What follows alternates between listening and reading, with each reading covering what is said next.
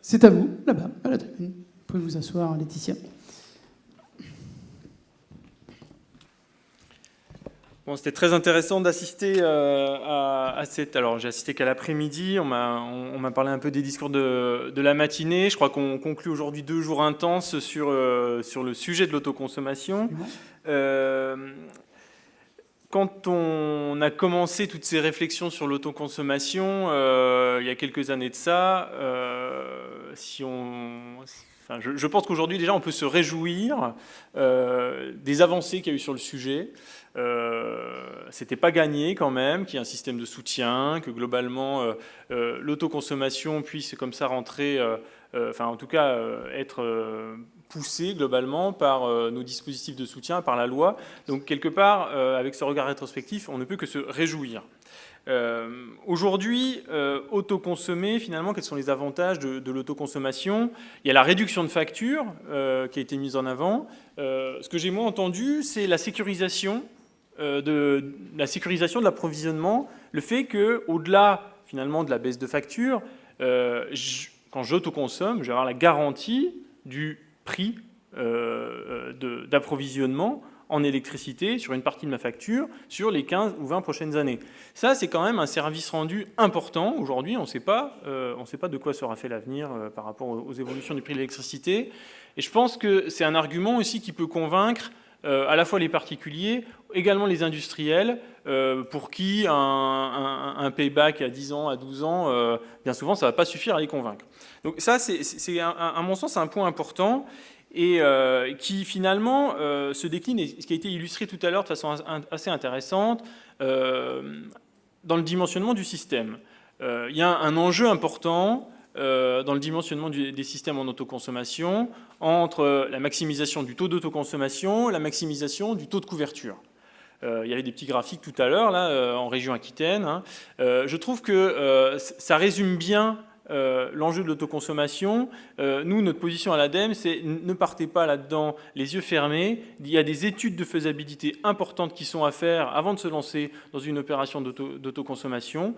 Le TRI maximum, il sera obtenu avec l'installation la plus petite possible. Vous aurez 100% de taux d'autoconsommation. Ça sera peut-être génial pour vous. Mais en termes de vannes ou en termes d'économie de facture, vous allez économiser presque rien. Donc vraiment, il y a un enjeu à trouver le juste milieu entre une maximisation du taux d'autoconsommation et une maximisation du taux de couverture. Et là, sans une étude de faisabilité sérieuse, on ne sait pas faire. Nous, ce sont des études qu'on a accompagnées par le passé, qu'on continue à accompagner, à subventionner certaines de ces études, notamment dans le cadre des appels à projets régionaux qui ont pu avoir lieu. Alors, les coûts baissent. On regarde à l'ADEME, on fait un peu de prospective sur les coûts. Ça a été dit ce matin. Virginie Schwartz a cité le chiffre de 88 € là, sur le dernier appel d'offres en grande toiture. Très bien. On a fait avec Enerplan, on a fait une mise à jour de notre étude prospective sur le photovoltaïque en début d'année. Ces coûts vont encore baisser. On prévoit 25% de baisse de coûts dans les 10 prochaines années. Ça nous amène entre 65 et 85 € le mégawattheure en grande toiture en 2025. On est clairement sur des zones où la question de l'autoconsommation va se poser. Alors après, comment on fait en sorte d'autoconsommer un maximum? Le pilotage de la demande. Alors, le pilotage de la demande, c'est un enjeu crucial pour maximiser le taux d'autoconsommation. On a parler du stockage, je pense qu'il faut parler en premier lieu du pilotage intelligent de la demande. Un EMS, ça coûte moins cher qu'une batterie aujourd'hui. C'est le décalage des charges, le décalage de la consommation qui est le premier enjeu par rapport à l'autoconsommation. Que ce soit un décalage de l'eau chaude sanitaire, que ce soit le décalage de la charge. Tout à l'heure, on avait une présentation sur la charge des véhicules électriques avec le simple délesteur là, qui permettait de placer sa véhicule en soirée.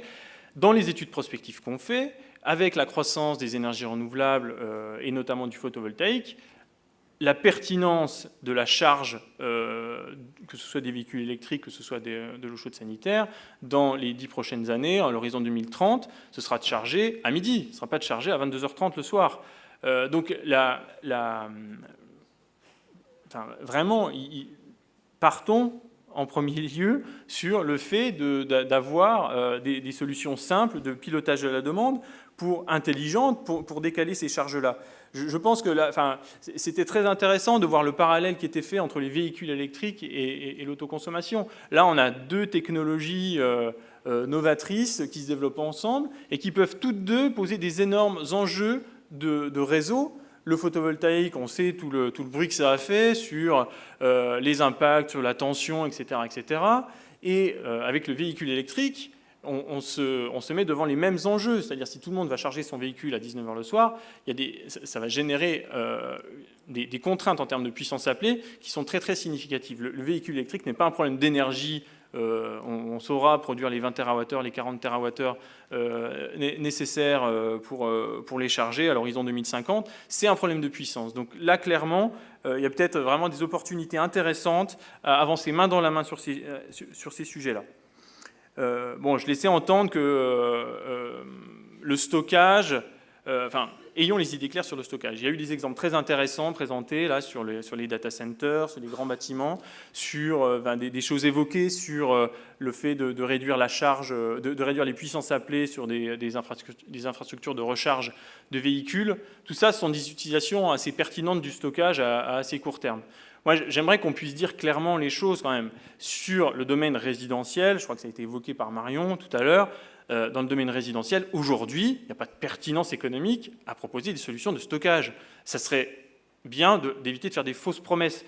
Je pense que c'est important de le dire, important de l'assumer. Après, ça n'empêche pas des particuliers d'avoir envie de se payer une batterie. Et c'est très bien, parce qu'ils rêvent d'autonomie énergétique, parce que voilà, ça fait joli dans leur salon. Très bien. Mais pas de fausses promesses. Pas de fausses promesses. Enfin, je pense que c'est important de bien se dire ça. Ça ne ferme pas le marché du stockage. Le marché du stockage, il est devant nous. La dernière étude de RTE sur le sujet, elle est super intéressante, sur les smart grids. Ils ont montré, et c'est complètement nouveau, qu'en France métropolitaine, les batteries, à l'horizon 2030, elles ont un marché significatif. Ce qui était, dans les études précédentes, on ne disait pas ça. Hein. On disait en France métropolitaine, il y a besoin de stockage à l'horizon 2030, c'est pas grand-chose. Là, avec la baisse des coûts, les batteries, elles ont un marché significatif de plus d'1 gigawatt à l'horizon 2030. Elles sortent du marché de niche, elles sortent du marché de la réserve primaire pour fournir des services de capacité, pour faire éventuellement de l'autoconsommation. Donc ça, c'est quand même un message important. Peut-être dans les derniers points, et pour résumer, quelque part, on a un double enjeu avec l'autoconsommation. On a l'enjeu des particuliers, les particuliers qui ont envie de ça. C'est une attente globale. Quand on fait des sondages à l'ADEME, on a toujours... l'énergie solaire, c'est l'énergie renouvelable qui ressort en règle générale comme la plus appréciée, celle qui est dotée de tous les atouts. Les gens se trompent un peu parfois, mais en tout cas, c'est dans l'imaginaire collectif, c'est bien l'énergie solaire qui est l'énergie qui est la plus acceptée et la plus attendue. On a aussi une réappropriation de la question de l'approvisionnement énergétique, tout ça. Donc, clairement, il y a des attentes des particuliers. Et donc, l'autoconsommation, effectivement, il faut qu'on puisse la déployer chez les particuliers. Maintenant, on sait tous, d'un point de vue technico-économique, du point de vue de la collectivité, on n'aura pas des taux d'autoconsommation très importants chez les particuliers. C'est compliqué. Ce n'est pas chez eux que la pertinence globale du système est la plus importante. Là où elle est la plus importante, c'est les grandes toitures, c'est les industriels, c'est les centres commerciaux, etc. Et nous, ça a toujours été notre positionnement à l'ADEME, de soutenir en premier lieu le développement de systèmes en autoconsommation sur ce marché-là. Je pense que c'est sur ce marché-là qu'on aura un maximum de volume aussi.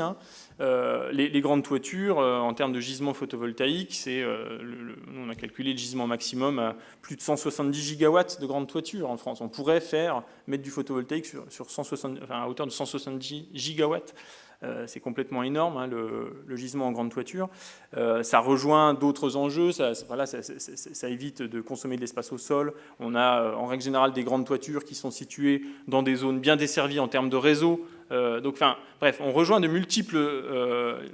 y a une conjonction de multiples intérêts qui visent à considérer que c'est ce segment des grandes toitures qui est celui qu'il faudra privilégier, en tout cas pour l'autoconsommation.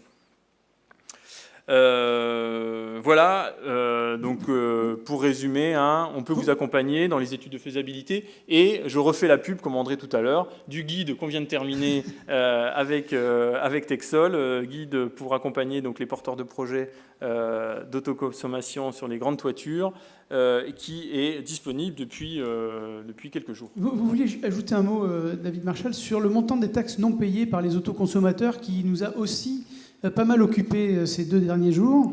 Merci. Hier, voilà. Merci de me le rappeler. Effectivement, quand on lit le résumé qui a été fait des débats d'hier, est cité le chiffre de 600 millions d'euros, là, donc ce chiffre de 600 millions d'euros qui correspond au montant des taxes non payées par 4 millions d'autoconsommateurs en 2030. Bon, c'est significatif, 600 millions d'euros, c'est pas rien. Bon, moi je voudrais juste, effectivement, je voulais juste nuancer un peu l'ampleur de ce chiffre et sa portée. 600 millions d'euros en 2030 au regard du TURP. Hein, le TURP, c'est 15 milliards d'euros par an. Donc 600 millions d'euros, on est encore dans l'épaisseur de trait du TURP, d'une part. D'autre part, je veux dire, des changements de cet ordre de grandeur-là dans les revenus du système électrique, il y en aura d'autres à cet horizon-là. Hein, le développement des ENR, on voit bien avec toutes les questions qui se posent sur le problème des marchés de capacité, l'évolution, ne serait-ce qu'aussi l'évolution des profils de consommation, le développement du véhicule électrique qui va appeler davantage de puissance, le développement des pompes à chaleur qui au contraire va réduire l'énergie consommée tout en ayant toujours une puissance appelée importante. Il y a énormément de choses qui peuvent changer l'équilibre puissance-énergie dans les appels du réseau électrique à cet horizon-là. Donc ce chiffre-là, il incite à réfléchir, mais à ne pas arrêter ou à ne pas vouloir bloquer immédiatement toute envie de développer l'autoconsommation. C'est pas un argument en tout cas. Voilà, on a aujourd'hui un cadre qui est bien. Laissons le système décoller. On voit bien ici toutes les entreprises mobilisées à fournir des solutions, à réfléchir à fournir des solutions innovantes sur ce sujet-là. Je pense que c'est important de garder un cadre qui reste incitatif quelques années. Je ne dis pas qu'il ne faut pas réfléchir effectivement au micro-TURP. Il faut réfléchir à ces sujets-là, mais on a du temps devant nous. Voilà. Merci beaucoup pour ces précisions, David Marchal. Laetitia Boubrotier, directrice générale de Dualsun et vice-présidente d'Enerplan, c'est à vous que revient l'honneur de clôturer ce colloque. Merci. Alors déjà, je voulais vous dire que j'ai beaucoup rêvé aujourd'hui, j'espère que vous aussi.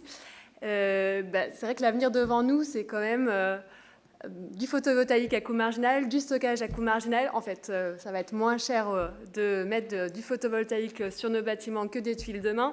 Et de toutes les manières, votre voiture électrique, vous n'aurez pas le choix parce qu'il n'y aura pas de voiture thermique possible. Donc, meilleur des mondes. C'est vraiment un message qu'Enerplan aime faire passer et auquel Enerplan croit.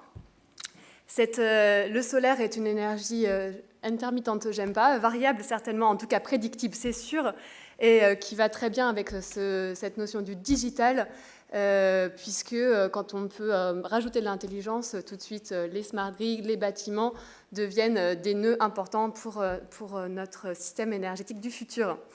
Enerplan, on le rappelle, est avec vous au quotidien, vous professionnels du solaire, pour les questions non pas seulement de prospective, telles qu'on a pu les voir aujourd'hui, mais vraiment aussi de lever des freins, de tous les freins pour l'autoconsommation. Et on en a parlé encore de beaucoup, puisque à la fois les modèles économiques, où on est encore sur 8 ans de temps de retour quand on a des aides, mais encore plus quand on n'a pas d'aide, il est trop tôt pour enlever les aides, certainement. Les questions de délai, quand on a 4 mois de raccordement, alors qu'on pourrait peut-être le faire en beaucoup plus rapidement, eh bien, Enedis nous a dit que ça allait être digitalisé là aussi. Eh bien, on sera attentif à ce que ça le soit effectivement. Encore des freins sur les volumes, enfin les types de contrats quand on est sur à la fois un contrat de sautirage, un CRAE, alors qu'on attend depuis 4 ans le fameux contrat unique. Eh bien, nous serons là et nous n'allons pas lâcher ces combats. Est-ce qu'on va pouvoir expérimenter au-delà du poche AST, ABT? Bien sûr, nous l'espérons, il faut passer une loi dessus, et bien nous serons là pour les lois. Restez avec nous sur tous ces sujets brûlants de votre actualité, de notre actualité. Aujourd'hui, notre combat, c'est clair pour nous. Il est trop tôt pour mettre des taxes sur l'autoconsommation. La CSPE, pourquoi? Alors qu'on est un service public d'électricité en nature, en autoconsommant. Nous répondons à la fois à des questions de précarité, de continuité territoriale, et nous développons les ENR par l'autoconsommation. Pourquoi la CSPE tout de suite? Certainement pas. À terme, réfléchissons-y, effectivement, et quand on turpe, évidemment, il est important de réfléchir, quand on sera des millions d'autoconsommateurs, à quelle est notre part d'investissement et de co-investissement au niveau du réseau. Pour l'instant, nous exigeons un micro-turp, ou en tout cas un délai pour avoir un turp qui soit appliqué dans nos installations d'autoconsommation. Voilà, nous serons présents évidemment et à tous les ateliers, car même si c'est à guichet fermé, nous avons été sollicités pour l'ensemble des ateliers de la concertation de la Creux. Nous y serons. Et puis, restez avec nous aussi pour le plan solaire solidaire. Aujourd'hui, nous avons eu un colloque sur l'autoconsommation pour produire, consommer et partager notre électricité. Partageons ensemble de nouvelles expériences et continuons au sein d'ENR. Bravo, merci beaucoup, Laetitia Brottier. Merci pour cette conclusion pleine d'optimisme, de dynamisme et de volontarisme surtout. Merci à vous, merci à tous d'être venus aussi nombreux pour ce deuxième colloque autoconsommation. Puis on vous attend pour le troisième colloque autoconsommation. On ne sait pas encore où, mais la salle sera grande, on sera beaucoup plus nombreux. Et vous pouvez retrouver toutes les présentations sur le site d'Enerplan dès le début de la semaine prochaine. Merci beaucoup à vous. Merci, à bientôt. Au revoir.